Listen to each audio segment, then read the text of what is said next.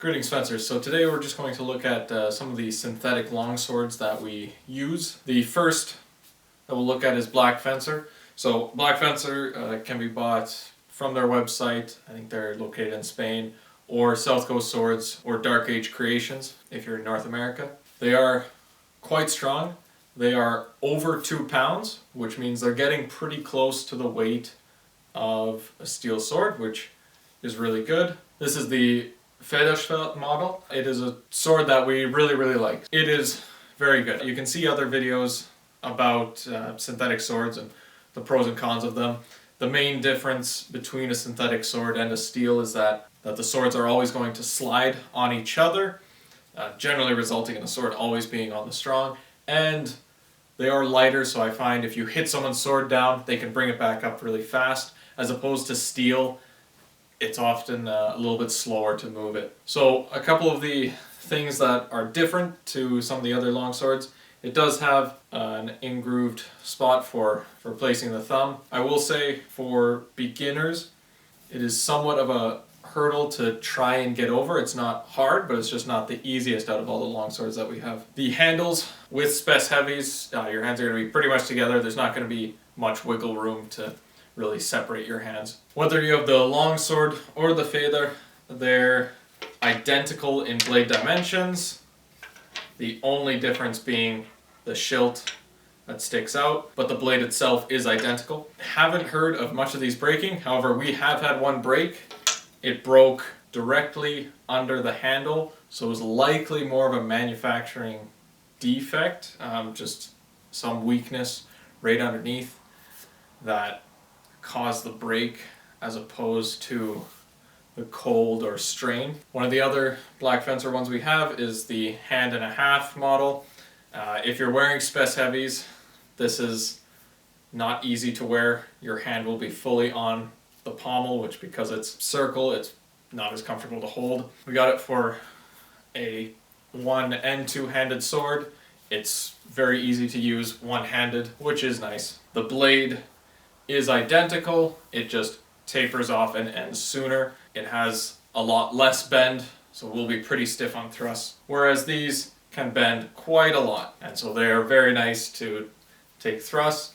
I will say the tip, I think, could have been enlarged more so. Often I do find it more of a pressure than some of the other swords because it is just rounded and not flattened. That does make a difference in impact. These are about 150 Canadian, and what's really nice about Black Fencer is that they do have a bunch of different models. They have different sizes of blade and handle and different longsword versions, and lots of different medieval blades and tons of others. So they are a very good trainer to start off with, but they do hit reasonably hard. They hit almost as hard as a steel one. Often they'll hit the same, but because of the wider blade, it does generally disperse the impact a little bit more, and obviously weight. The next synthetic longsword group that we have are Purple Heart Armouries. These I do really like the feel of. The crossguard in between the blade is really nice for beginners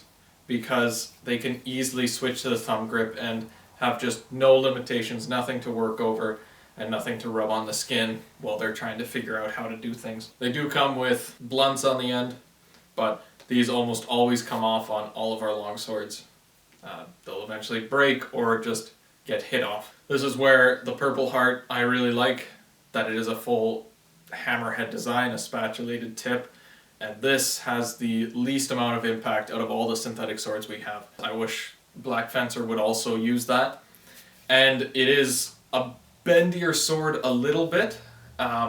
Overall the bend is similar, but I find this wiggles a lot more. The Purple Heart ones wiggle just a little bit more. They're a little bit bendier, which for safety is good, and they also come in a little bit lighter. They're, I think, just about 2 pounds, and so they're a little bit nicer for newer people to hold, and obviously great for people wanting to train at a higher level. And again, we have the same handle part where it's perfect size with small gloves or with no gloves, but they are smaller handles if you're using stuff like Spec Heavies. But in the end, it doesn't prohibit movement or your cutting ability. You'll still be able to do every technique. So we have had 3 Purple Heart Armoury longswords, and 2 of them broke just last year. They both broke at the exact same spot, the third of the blade. I had them for 2 years. Someone was cutting and a countercut came in on the flat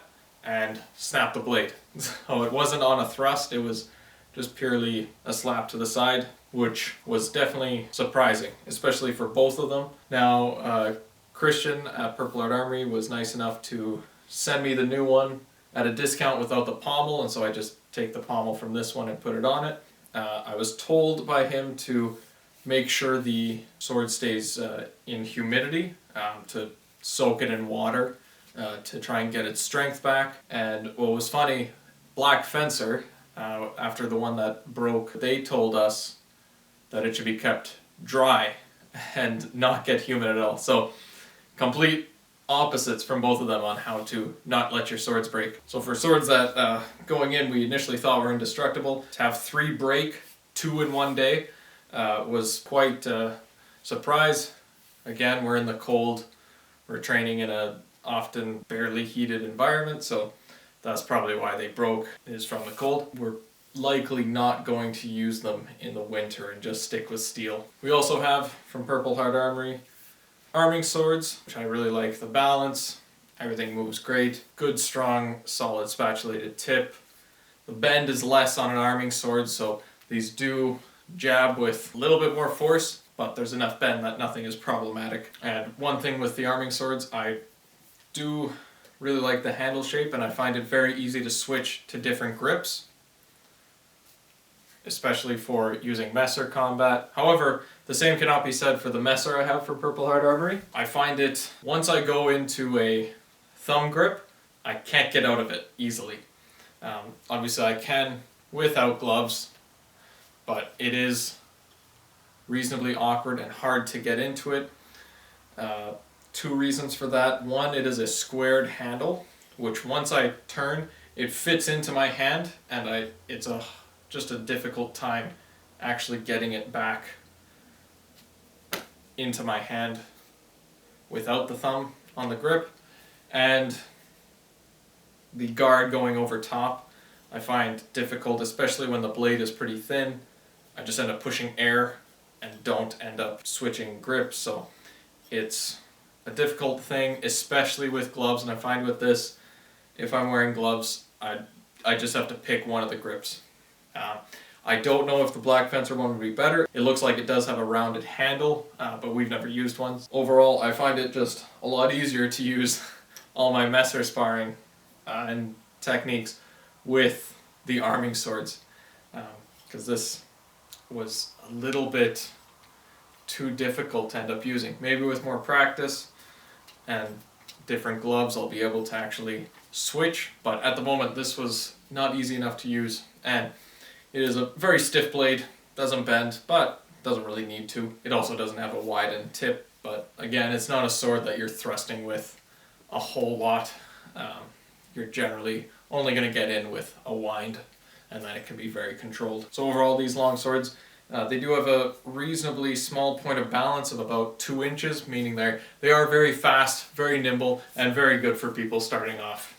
Regardless of the company, Purple Heart or Black Fencer, they are just very good swords for using. We also have multiple Red Dragon swords, and these are pretty good. Initially, from seeing reviews, it was pretty bad generally, but in the end, for what they are, they're pretty good. One of the biggest reasons for that is because the Red Dragon stuff can be found at a lot of different stores, a lot of army surplus stores.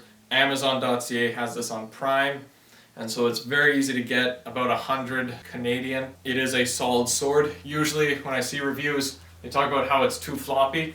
However, it's less floppy than the Purple Heart one. And so it's actually a reasonably stiff blade. It does bend quite a bit. Still, it's not a stiff sword by any means. They may have switched and made them stiffer, meaning that they are in general pretty good. They are lighter, and the point of balance is further, making them feel like a heavier sword. So it's quite far. That's maybe about 4 to 5 inches. They are kind of a different feeling weight, but they do cut well. They just flow nicely, and they are reasonably safe, good balls on the end. Two things though, just about feel that I don't really like is, I don't care for this pommel. You can buy other ones. I personally want something that I can fully grab instead of just hitting the bottom of it. And the tip is the weakest part of this sword. The tip is definitely really thin. You feel every jab or thrust with the Red Dragon tip. It doesn't thicken at all, and it's really thin. If they could flare that out, that would make it a lot better. But again, it is, at least the newer models, we have 4 of them, they are a lot stiffer, which is good. And so they are a lot more accessible, and so that often makes them a good choice, especially for starting off, because they're a good chunk cheaper and easier to find. So some of our older swords, cold steel. So the first swords we had were cold steel. People had them actually before I even got into HEMA, and so they were just sort of the tool that I was using to try and practice. But obviously not a lot of good things about them. They are very forward weighted. They hit like a club. They are overall light, but most of the weights in here, they hit like a truck very hard. So the handle is definitely annoying. It is really small, so with gloves your hands are completely together, and it is very, very wide and narrow, meaning it is very annoying to switch and try and put a thumb on the blade, thumb grip. This one, the guard actually broke, so it has a wooden guard that we just made, and obviously can't put the thumb on the blade for that, but usually when I'm trying to hold it, it's just not holdable in a thumb grip. And obviously it's very pointy. It's just not a safe sword. It's not going to bend at all. It hits hard. It's just not really a safe sword. It doesn't bend, pointy, hits hard, bad handle, not really a usable training sword. These aren't something you should use. This includes other companies like Blades USA. Again, very pointy, really thick guard. You can't switch. Barely a pommel or anything. Doesn't really bend, stuff like this. The guards always break off on these. I cut the tops off just to make it flat. Initially I was using these for sword and buckler before I had some of the other swords. You're better off just using wood.